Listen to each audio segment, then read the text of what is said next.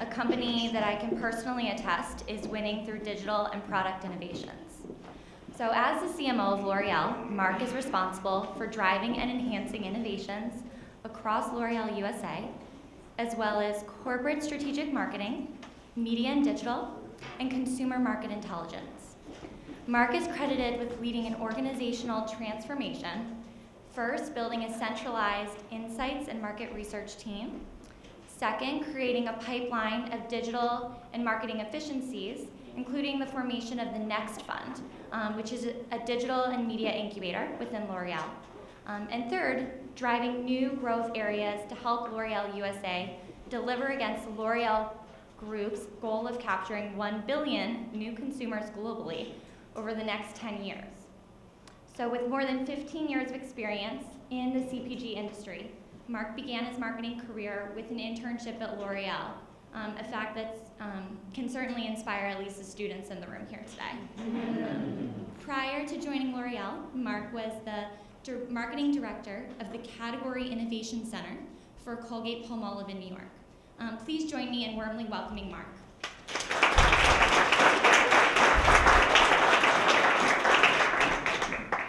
Thank you. Good afternoon, everyone. So I did do a little bit of a detour indeed, because my first internship when I was in business school in Paris was actually at L'Oreal. And then I did a little 14-year detour at Colgate-Palmolive, marketing dishwashing liquids and toothpaste. And 3 years ago, decided to come back to L'Oreal, and I'm very happy and excited about the journey that happened since. So let me give you a couple of reasons why I was actually excited about taking on this new adventure. The first was to pretty much kind of create the first transversal marketing organization within L'Oreal that didn't exist anywhere else in the L'Oreal world. It was quite a challenge because L'Oreal is very decentralized, very brand driven. So creating a transversal organization was very atypical. A lot of people had no clue what a CMO was, for example. So a lot of it was kind of educating them about the value of creating a transversal structure, which we've now done over the last 3 years. And we pretty much have 3 key areas that we started to build in terms of the team. Insights. We talk about conquering 1 billion incremental consumers. So for us to do that effectively, we need to be much more consumer-centric than we've ever been before. So kind of centralizing that insights function at the L'Oreal USA level was very, very important, because we are the only beauty company that actually has presence in all different channels. So we are playing in the mass division with brands like L'Oreal Paris, Maybelline. We play in the luxe department store channel with brands like Lancôme, Kiehl's. We play in the salon business with brands like Matrix or Redken or Kerastase. And then we play in the drug channel with brands like Vichy or La Roche-Posay in the specialty area within some drugstores in the US. So we're the only organization that has presence in all of these channels, so kind of understanding the consumer and the shopper transversely was very important, which is why we created this function. Media, and I'll come back to it, obviously, how do we transversalize everything from a media perspective, digital being part of it. And it's really looking at 2 things, both how we drive more efficiencies, but very importantly, how we drive innovation. And we created almost like a products group for media and go-to-market, and I'll come back to it in a second. And then lastly is business development. I think we heard a lot about today how business models are changing. And it's interesting because for us, obviously, we look at our traditional competitors, but a lot of competition is coming from very different places. And so how do we make sure we continue to drive thinking in terms of what new business models could look like, and how we incubate those business models and those new brands or those new approaches to market are very important, which is one of the responsibilities of the business development team. So those are the 3 things that we started to build over the last 3 years, and that was one thing that I was excited about, joining the organization and kind of having this wet sheet of paper and kind of filling it and creating an organization which focuses on those 3 areas. So that's the first area. The second area is that for us, as opposed to some of our competitors, the US is actually almost like an emerging country. In fact, as part of the 1 billion consumer goal, the US is actually the only developed country that is part of the top 5 countries that need to significantly contribute to the goal of generating those incremental consumers for the group. And so you see here we are actually right after China and right after India in terms of contributing to the incremental consumers that we need to recruit. Our market shares are strong in the US, but they're still much lower than where they are, obviously in Europe, where the company was built. And if you look at per capita consumption levels, they're actually very low in the US. For example, on skincare, which is a very important category, per capita consumption levels are 2 to 3 times lower what they are in Europe. So it's exciting because not only are there share of market opportunities, but also very importantly, category development opportunities for us, and obviously we want to drive them. So that's the second area, which was great to be part of an organization that is actually driving growth. We're actually, in some instances, growing faster than some of the emerging markets, and so we're really a growth engine for the organization. And I think that's exciting because also that enables us to do things a bit differently because it's a bit easier to do when the business is doing well. And so driving innovation and new ways of thinking is something that we're trying to spearhead for the broad organization. And so that, again, was exciting for me to be part of this and be part of a winning team.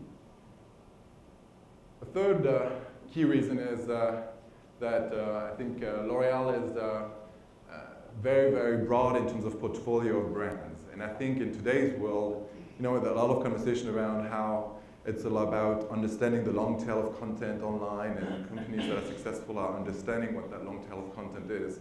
But I think it's also about having this long tail of brands and this very broad portfolio of brands that are able to really micro-target very specific consumers. And we have this very, very broad portfolio of brands. And again, that's something that I thought was kind of exciting because how do you engage these brands again? And being an intern back, almost 20 years ago, joining an organization and help them transform and thinking differently about how they go to market with their brands was something that was exciting.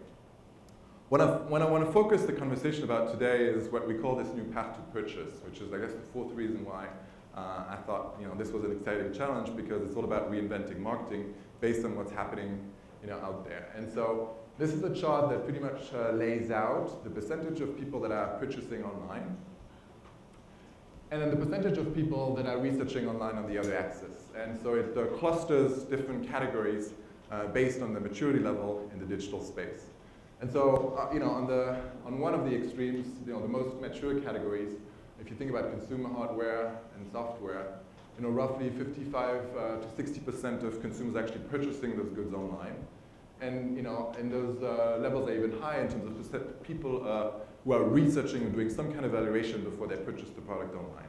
So it's, for those businesses, the way they're approaching how they do marketing is totally changing. And that's translating into, traditional retailers kind of going out of business, because obviously, do you need the kind of retail space when so many consumers actually are doing research or actually purchasing the products online? Well, from a beauty perspective, it's a little bit different. We're actually, at the time, this was done in 2010, so things have changed quite a bit, because in actually just 1 year, you see how beauty has moved quite dramatically, still relatively low in terms of the percentage of people that are purchasing online, roughly 20 to 25%, depending on the categories.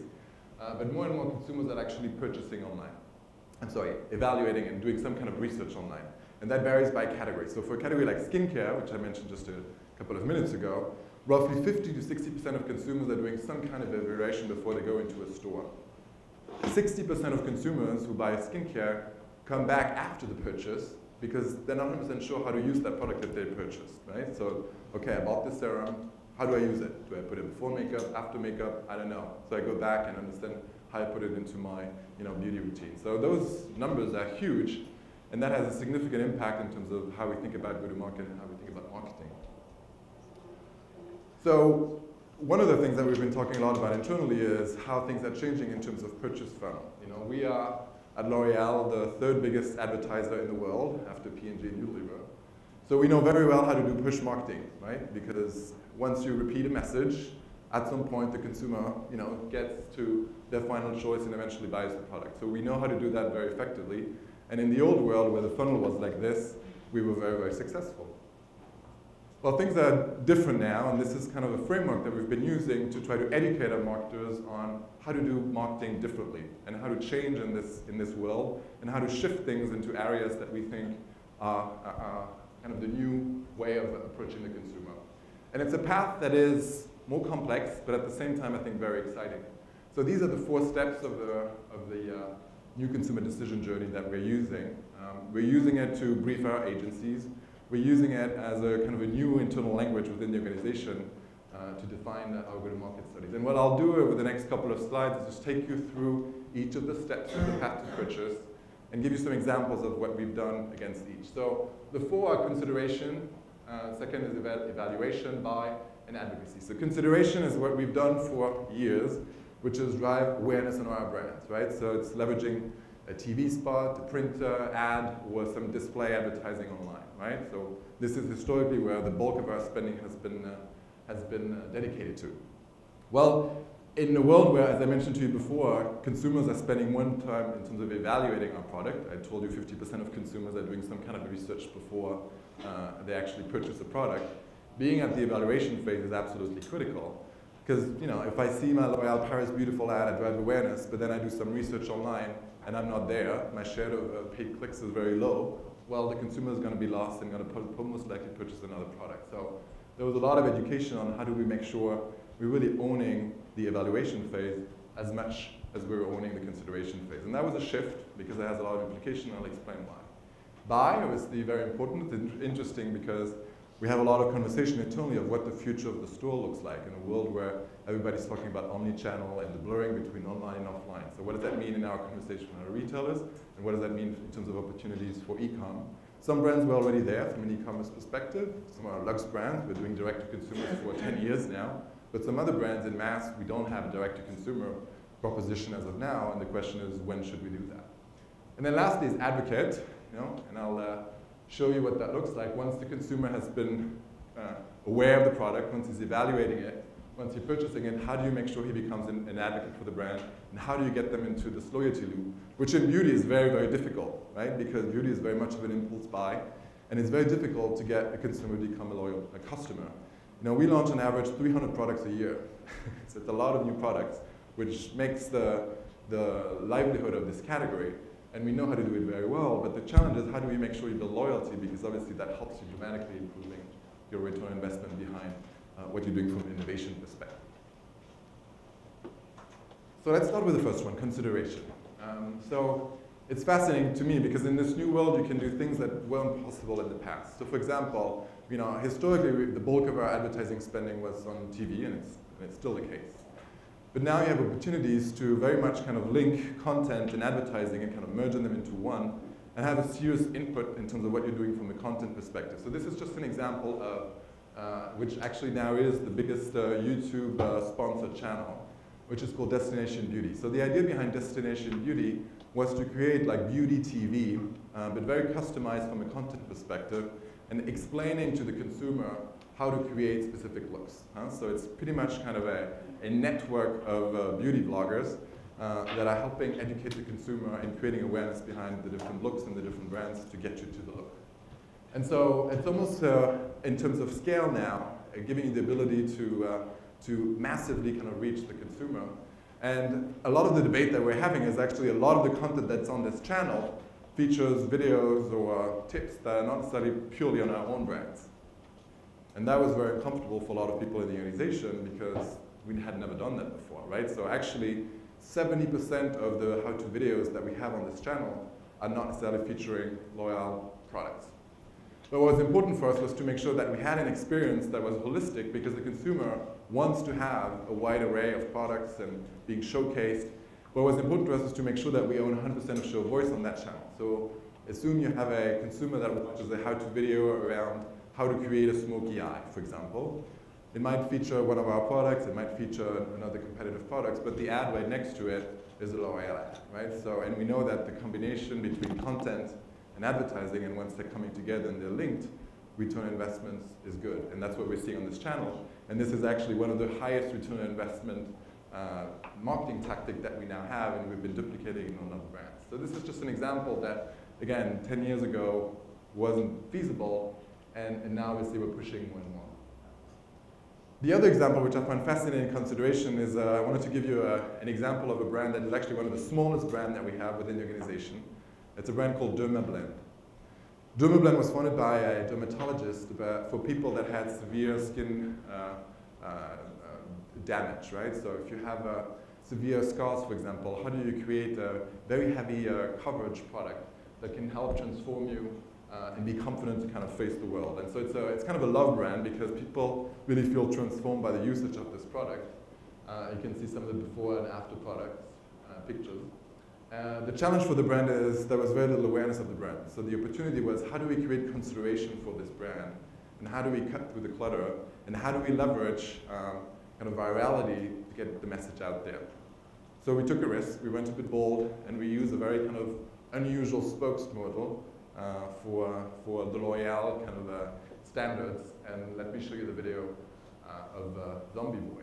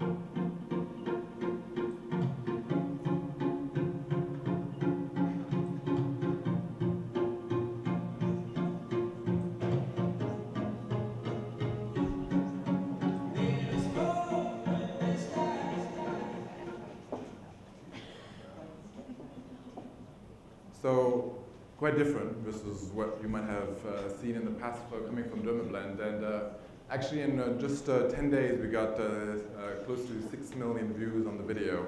And we're now close to 18 million views, and it keeps growing, it keeps getting viral.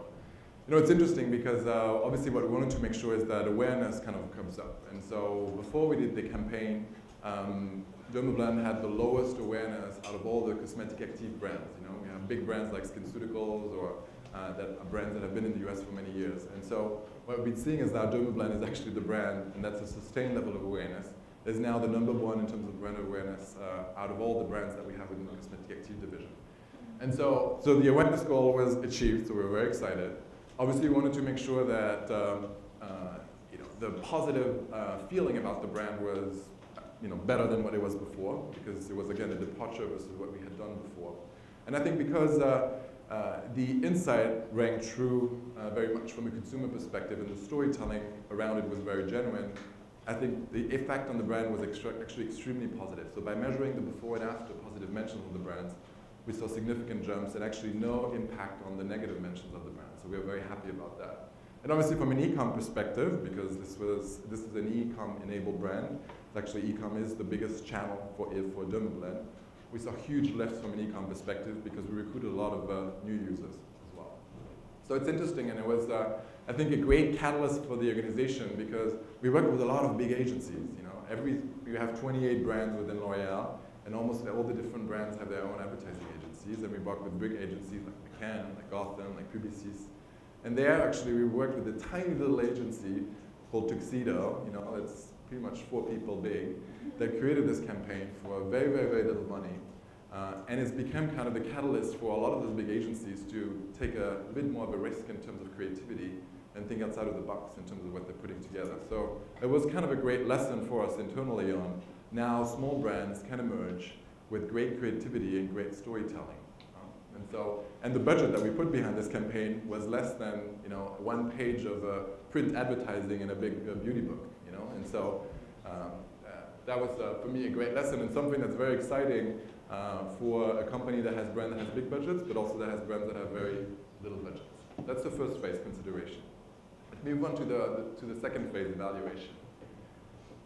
We partnered with a company as part of we created an experimentation incubation fund called the Next Fund. The idea was to make sure that we're accelerating what we're doing in terms of innovation from a go-to-market perspective. And so one of the first companies that actually went through this incubation project was a company called Demand Media.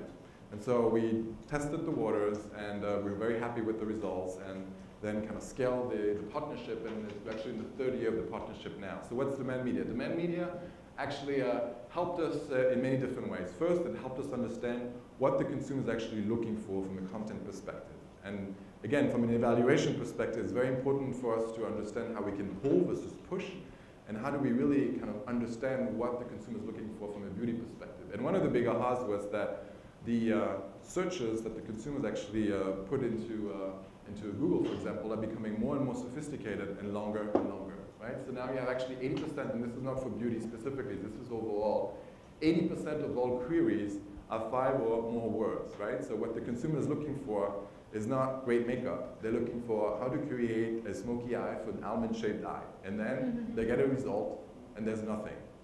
So the opportunity for us was to make sure that, going back to that long-tail content piece that I mentioned before, which is different for us because before we were thinking mass, we were thinking one piece of advertising. Well, now we need to create thousands and thousands of pieces of content that are going to address those long-tail queries that the consumer is looking for. Because I want to make sure that when the consumer puts in how to create a smoky eye for an almond-shaped eye, because they just saw the Maybelline ad that talked about a smoky eye, but they want to make sure they get the right one, well, they're going to find some Maybelline content that's going to complement what they saw in the consideration phase.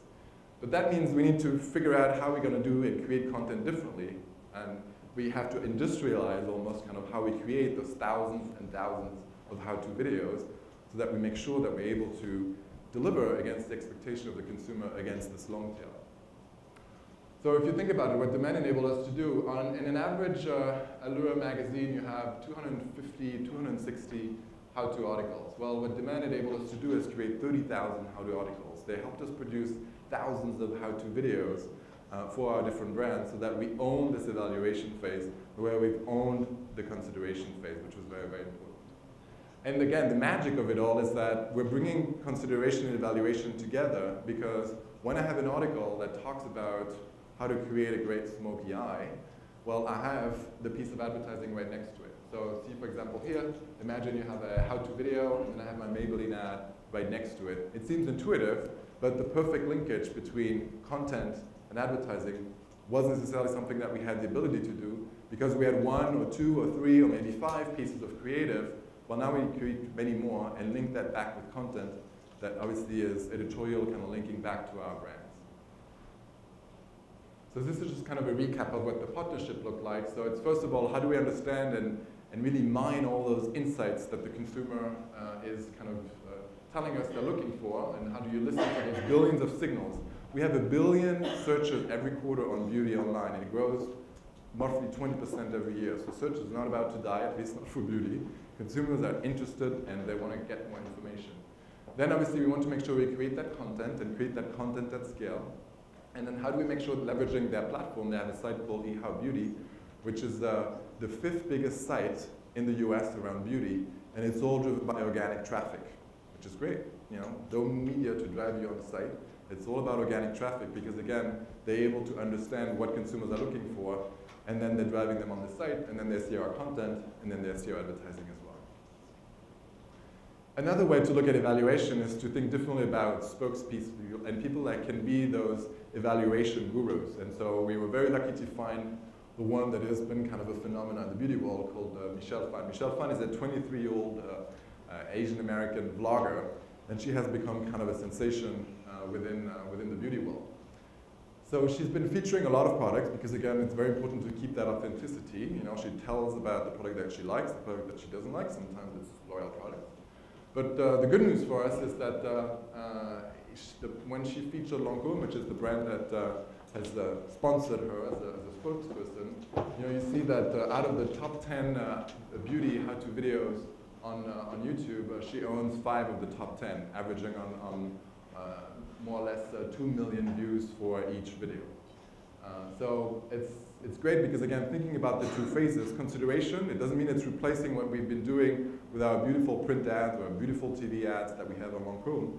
But this is suddenly now your next door consumer that in a very engaging and passionate way explains you how to create that beautiful look that you saw on the print ad or the TV ad. So we see it as being very complementary, and a lot of it had to educate the consumer, the marketers, around why it's important to do both, and it's not one replaces the other. The third phase is buy, which obviously is a very important one for us and for everybody else. So I just wanted to show you one video that some of you might have seen, which is about what Tesco had done in South Korea, kind of rethinking what the store could look like, kind of leveraging what digital brings to the table. So let's take a look. South Korea is a unique market. Tesco has been evolving itself, adjusting to the local market. It even changed the name itself from Tesco to Home Plus. And at last, it grew to rank number 2 in Korea. But Tesco had to overcome one obstacle, a fewer number of stores compared to the number 1 company, E-Marketing. Mission: could we become number 1 without increasing the number of stores? We made an in-depth study into Koreans once more. Koreans are the second most hardworking people in the world. For them, grocery shopping once a week is a dreaded task. So we decided to approach these busy and tired people. Idea: let the store come to the people. We created virtual stores, hoping to blend into people's everyday lives. Our first try was subway stations. Although virtual, the displays were exactly the same as actual stores, from the display to the merchandise. Only one thing was different. You used smartphones to shop. Scan the QR code with your phone, and the product automatically lands in your online cart.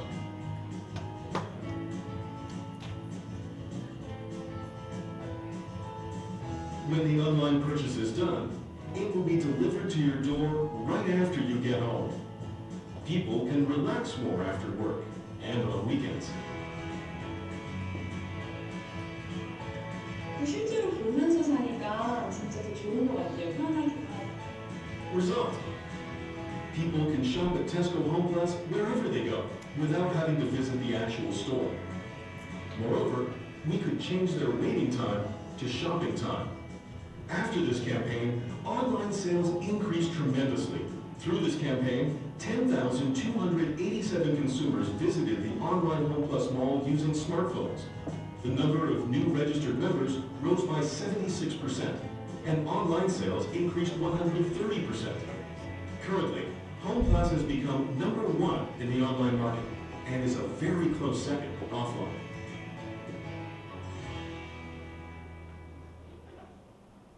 So this is almost 2 years old now, and it's fascinating because since this, you've seen so many kind of initiatives that are similar, that bring kind of that online and offline experience to life. And it's interesting over the last 2 years also to see how our conversation with our retailers has changed quite a bit.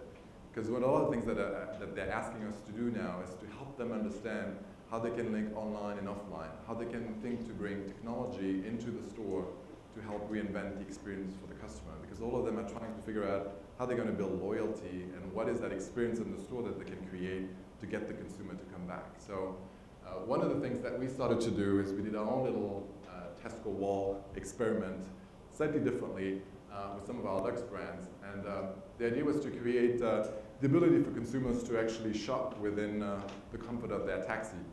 So we did that around Fashion Week, which is a very big event for us, specifically for our luxe brands. And the idea was to kind of rebrand the taxi for the two brands that we did the pilot with. One of them was Lancôme, the other one was Yves Saint Laurent. And what we did is we leveraged the screens to provide kind of educational videos on some of the products that we had recently launched, and then the consumer had the ability to actually shop the look through their phones. And so here's just a quick video that kind of brings the experiment to life. L'Oreal USA is one of the largest beauty companies in the world, reaching millions of women who use their smartphones to manage their busy lives. By 2015, mobile commerce in the US is expected to grow by 59%. L'Oreal USA thought, how can we use this evolving mobile technology to make shopping for beauty products a snap for these women on the go? Idea. Let's turn a fleet of taxis into shoppable mobile stores and see how women take to mobile shopping for beauty products. Here's what happened.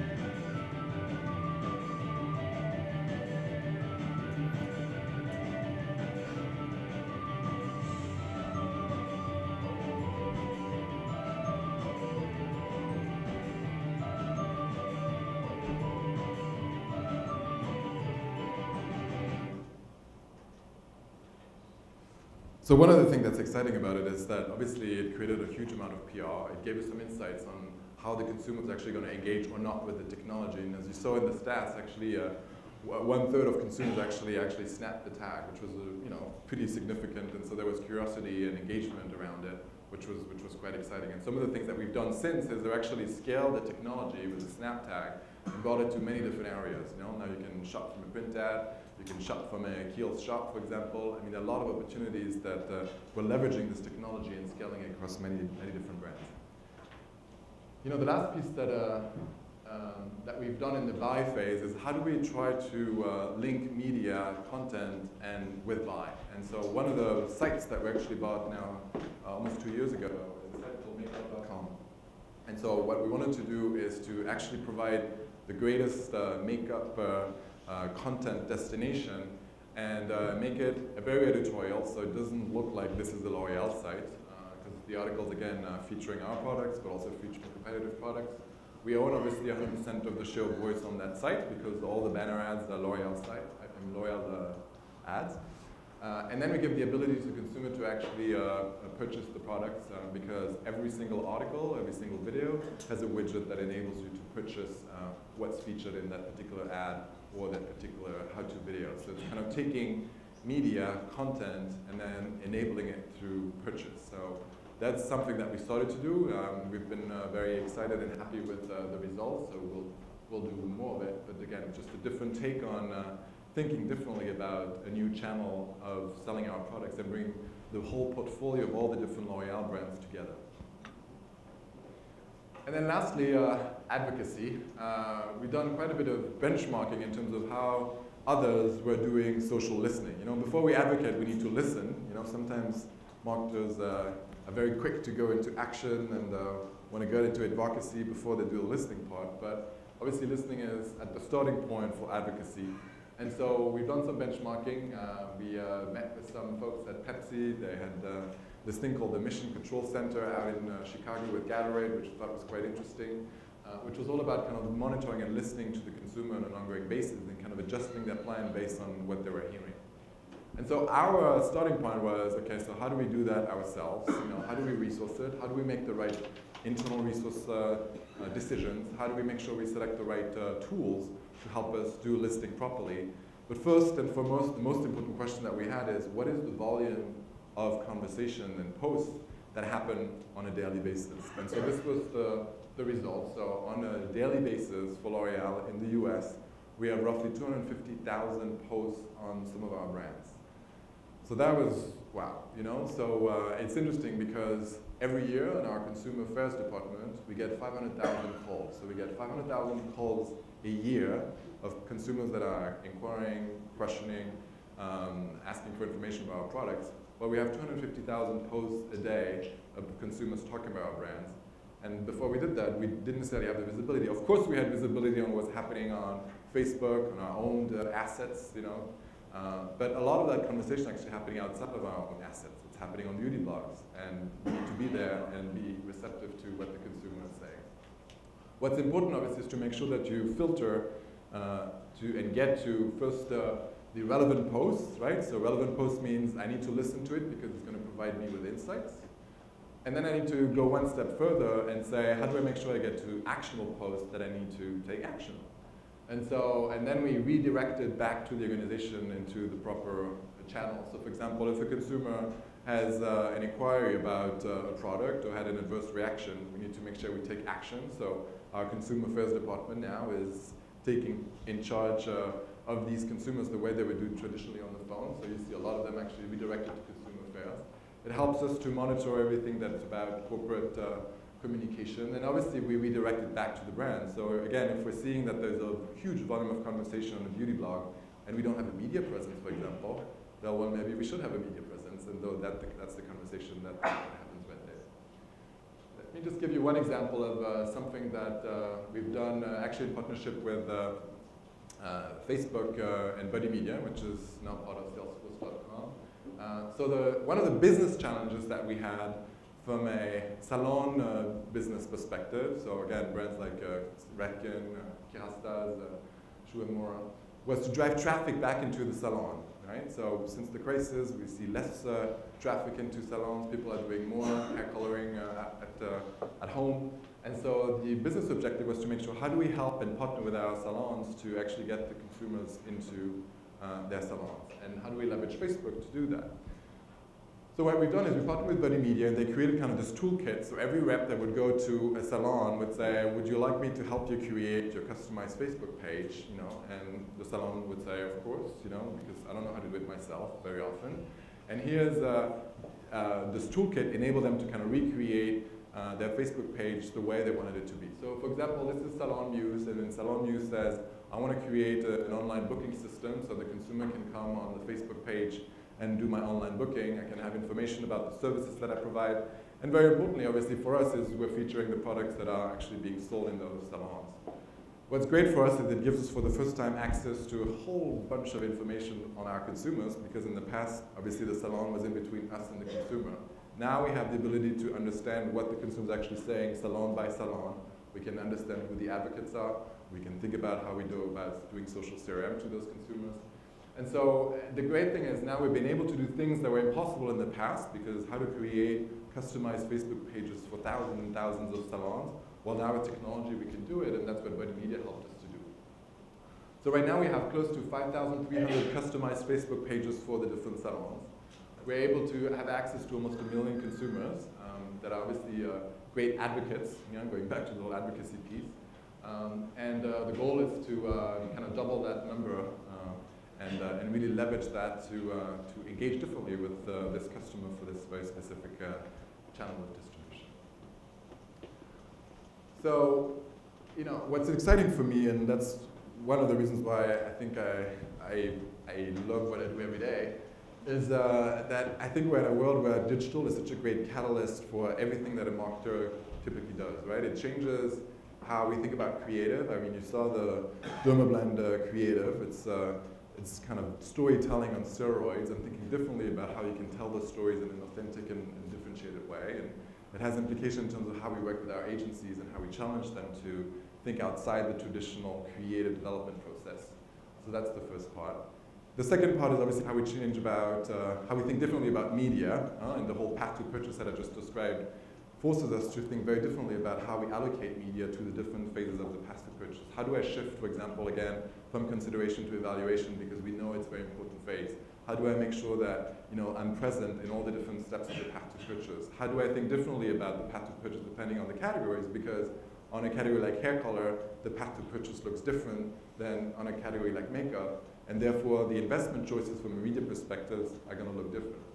It changes how we think about our relations with our retailers, as you saw. I mean, you saw the Tesco example, you saw the taxi cab example. This is just the very beginning of what the store of the future will look like. And if we want to have a seat at the table with our retailers, we need to come with the relevant insights on how they can transform that retail experience. And I think that's quite exciting. And then the last piece is, how do we think differently about product and business models? I'm sure some of you have seen Dollar Shave Club. For those who haven't, it's this small little startup that decided to take on P&G's Gillette 70% market share business and create a very kind of tongue-in-cheek video that got millions and millions and millions of views to engage the consumer and get them into a subscription model where on a monthly basis they would get delivered their blades. And it's been quite successful. A lot of kind of VC money put into this business.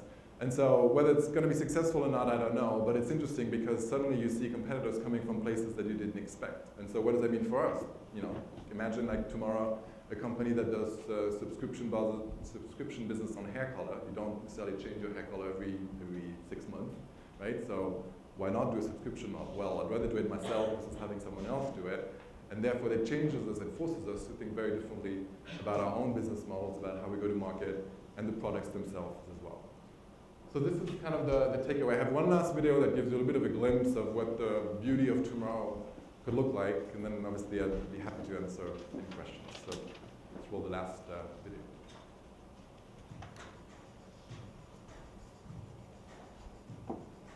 Let's discover some of tomorrow's beauty routines.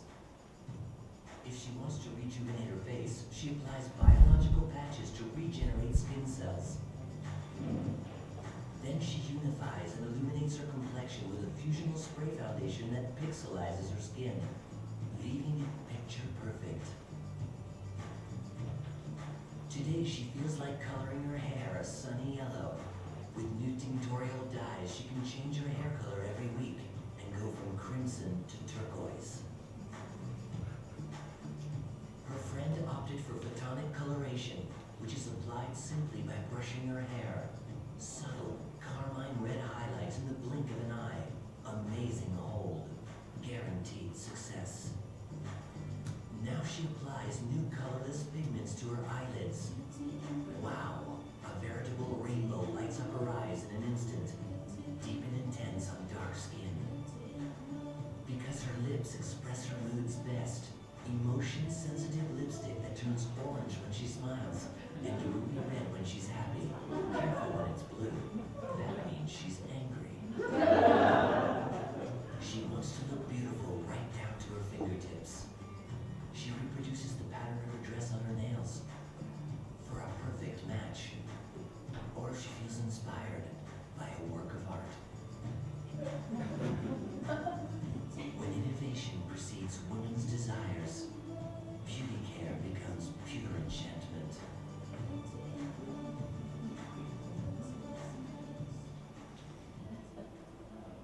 You know, the one thing that's fascinating, which for me kind of again changes the whole world, is like as a marketer, your biggest partner within the organization were the labs, right? And LOreal was actually founded by a chemist who created the first hair color, right? So that's how the company started, and it's very much still ingrained in the organization that drives that culture of innovation and product innovation.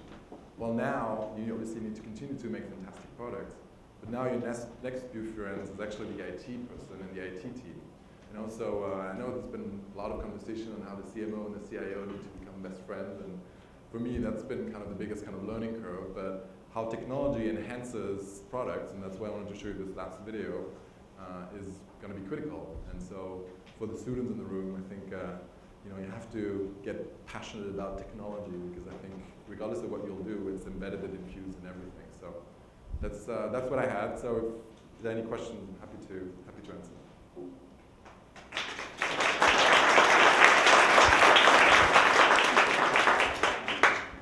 Thank you. So in that last video there were obviously a bunch of different potential product innovations that could show up down the pipeline. What sort of things are you doing on a market research side to more quickly and more effectively validate which of those innovations are actually have good potential in the market? That's a great question. I think the first thing is now we have the ability to get almost instant reaction to our products, right? So through some of the listening capabilities that we put in place, we have the ability very, very quickly to get a feel of what the consumer is saying or not, right? I showed you the 250,000 posts that we get every day. Well, a lot of it is about feedback on new products. So on one of the products that we launched, one of the biggest successes that we introduced last year was a product called a BB cream. So a BB cream helps you to pretty much transform your look by covering all imperfections. And so great success. And very quickly we heard through social listening that for certain groups of consumers, it left kind of a greasy residue behind. People who had oily skin. So very quickly we built in that feedback and created a line extension that was addressing oily skin.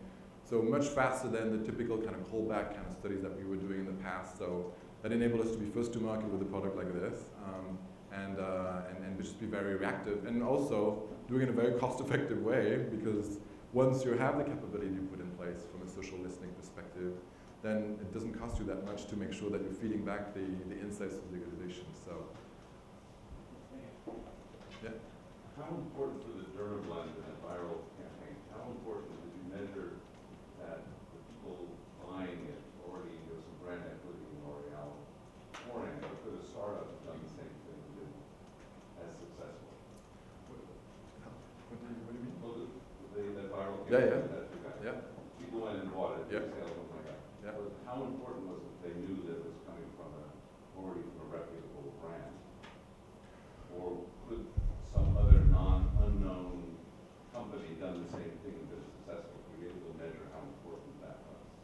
I mean, I think what was great about this campaign is like taking the very old, tried and true technique of a torture test, right, and bringing it to life, right? Because covering someone who has tattoos from tip to toe or toe to tip, that's obviously the greatest torture test you can imagine. So I think even to your point, for someone who had no clue about the brand, having the ability to see this transformation was pretty compelling and powerful. So to answer your question, I'm sure, yeah, maybe another brand could have done the same. I think that's why we have to constantly be very cognizant of all the small brands that are emerging from many different areas, because actually in many different channels, the smaller brands are starting to steal share because they have the ability to emerge like they didn't have before. If you didn't have the big budgets in the past, again, in the traditional funnel, it was very difficult to kind of emerge. So I think the challenge was, how do we make sure we have a creative idea that we can own? Zombie Boy is now the spokesperson for Dermablend. He's become a celebrity. He's going to be in a movie with Keanu Reeves next year. So actually in 2 months from now, launching it, so go and watch it. So he's becoming part of the equity of the brand. It's like the live torture test for the brand, and for sure we're going to continue to leverage him because that's now part of the equity of the brand. So for the posts that you get on a daily basis, 250,000, that's a ton of information. So how does it get filtered into those different buckets? Is that technology that's enabling that, or is that still a human factor that has to really parse out what's important and relevant and what's not? Great question. I think one of the challenges that we had was to understand again what that volume was, because in Canada we had the person who's managing this team came from Canada, and she had done something similar where she just pretty much leveraged kind of human resources to do the filtering, because the reality is the volume in Canada wasn't that great, right? So here obviously it was impossible for us to put 20 people to do listening on 250,000 posts because we didn't have the budget, we didn't have the resources. And so it was really a combination of making sure we're using the right tools, and then we put the right resources behind it. So we actually have two tools that we're using. One is called Radiant 6, which I think a lot of different companies are using. Actually, Pepsi was using it in the Mission Control Center. But that pretty much gives you all the unstructured data. So it's like, okay, here are 250,000 posts, now you figure it out. So that's kind of how it works. So what we then needed to do is to make sure that we're creating filtering models, and we're using another company called Clarabridge, that develops kind of models and filters so that you are able to then extract from the 250,000 posts to make unstructured data, structured data, pretty much. And that enables you to get to those posts that you want to listen to, and then eventually to the actionable posts. And then what we have done is we still need people to do all this. So we had like a pretty sizable internal team that was doing traditional consumer affairs, wasn't doing anything in terms of offline. So we reorganized that team to create a dedicated group that is focusing on social listening specifically, that kind of disseminates all this information through the organization, the three areas that I mentioned before. Yeah. Can you talk a little bit how you decided to, say, create your own makeup.com website, or like doing all that content on the support.com, for example, leveraging their traffic already to get these sort of content? It's a very good question. I think we're kind of experimenting in different areas. Obviously, a lot of retailers are now actually coming to us because they say, can I purchase some of your makeup.com content because I don't have content? So that's great. Because eventually I want to make sure that makeup becomes a profit center, right? If you think about J&J and what they've done with Baby Center, it's an amazing kind of case study where some of their competitive brands now come on Baby Center to purchase advertising inventory because Baby Center is kind of the baby sites out there. And so, ideally my dream would be to be able to monetize the site as well from an advertising perspective. And so I think having your own platform is great for many reasons, because it can become a profit center. Obviously you have access to the data that a retailer wouldn't necessarily provide you, right? Because if you're putting the content on the retailer site, it will help you on the conversion of the brands that you have on the retailer site, but you won't get the level of information that you have there.